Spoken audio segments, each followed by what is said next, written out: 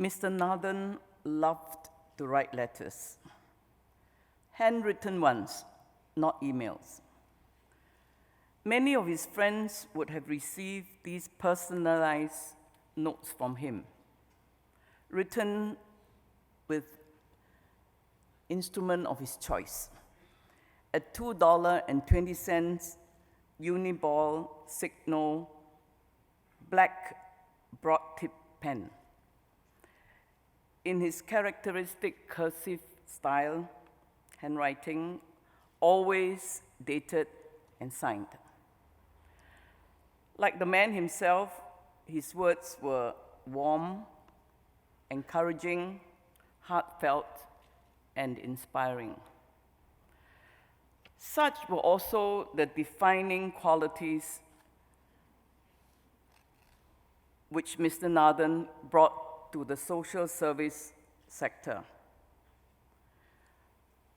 Today, as we give thanks for his life, allow me to share with you a few of his letters from the heart. Mr. Nathan was President of Singapore.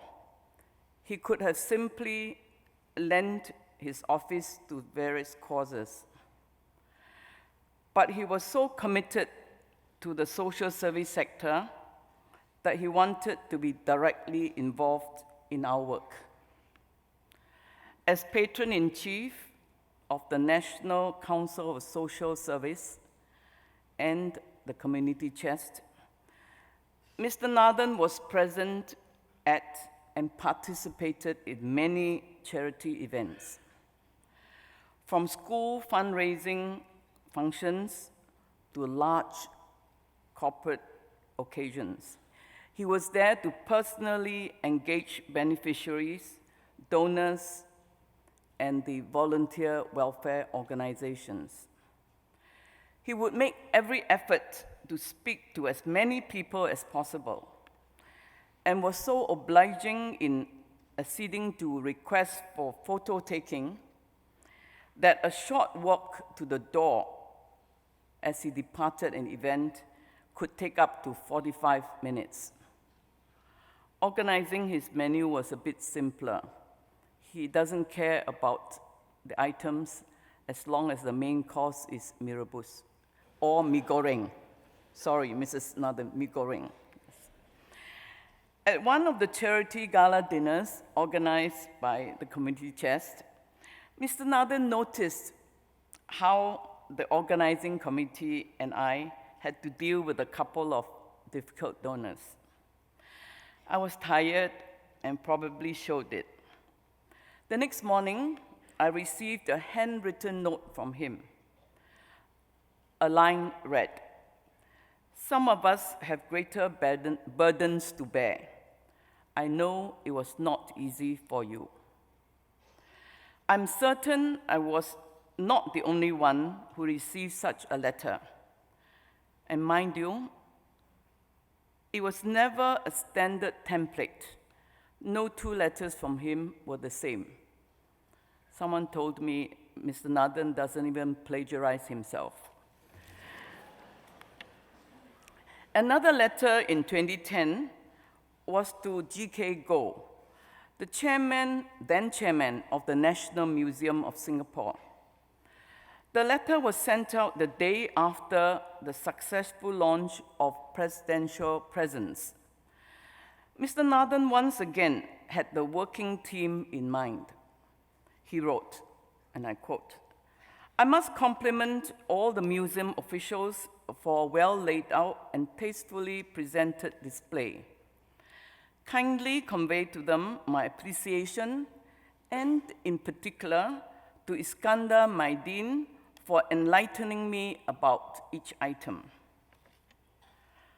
Of course, one cannot talk about Mr. Nathan's contribution to the social service sector without frequently mentioning President's Challenge, which he started in the year 2000.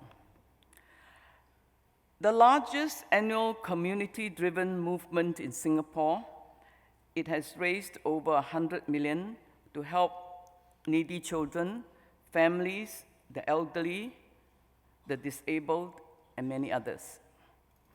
Mr. Nathan worked hard to make a success of President's Challenge. He called upon all his contacts. If he knew you could contribute in one way or another, he would call you. What started out as a week-long affair eventually became a year-long campaign. Smaller charities and those who had difficulty raising funds were on his beneficiary list of President's Challenge. Mr. Nathan was a mentor to many of us in the social service sector.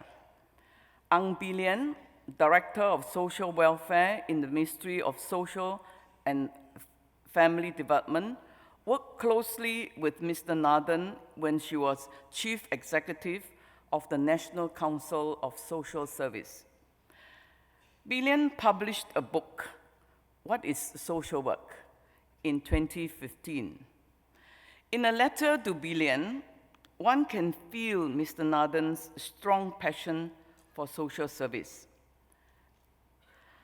I also looked through your book, he wrote, which I think will be useful for those entering social work. Often, all we have is a bleeding heart and not knowing how and where to begin. This is especially so with the young, who are all attracted to the idea of doing good. Over the years, Mr. Nathan became convinced that Singapore corporations have a critical role to play in fostering a spirit of giving. Mr. Nathan himself had received a bursary from Shell to study at a university. Retiring from the presidency gave him more time to devote to involving corporations in social work. He was invited by many organizations to sit on their advisory boards, but he accepted one offer. As chairman of Capital Land Hope Foundation, the philanthropic arm of Capital Land. Just a month ago, on July 26, Mr. Nathan wrote a letter to Tan Bee Ling, General Manager of Hope Foundation. The letter accompanied a framed photograph of 3 women in traditional dress, carrying goods with shoulder poles and crossing a vast span of sand dunes. This stunning picture was taken by Desmond Yong, Mr. Nathan's devoted special assistant. Mr. Nathan wrote in his letter, "I have found a picture that depicts what we strive to achieve through Hope Foundation. It is my interpretation of this picture." Mr. Nathan had the text of his interpretation engraved on the picture frame. It very much sums up his mission to promote social service in Singapore. The engraving read, "The desert is barren, dunes of sands in the horizon. United we struggle together, for there is hope." Mr. Nathan was my friend and mentor for 47 years. I first met him in 1969 when I was a student at Cornell University. There were 3 Singaporeans at the university then, 1969, 1870, Goh Ken Chee, Ho Ming Fong, and me. After attending a conference at New York City, he took a Greyhound bus to Ithaca, where Cornell is located, a journey of some 6 to 7 hours. I cooked curry chicken for Mr. Nathan, made from evaporated milk and curry powder. He stayed over at a local inn and left the next morning to return to New York City to catch flights home. He had just come to see for himself how we were doing and to pass messages to us from our families. We kept in contact over the years since then. meeting mostly over meals, official banquets, fundraising events, birthday dinners, and most treasured of all, Mirobush lunches at Salon Road. In fact, I had been looking forward to our next lunch on 18th of August, but he was admitted to hospital before then.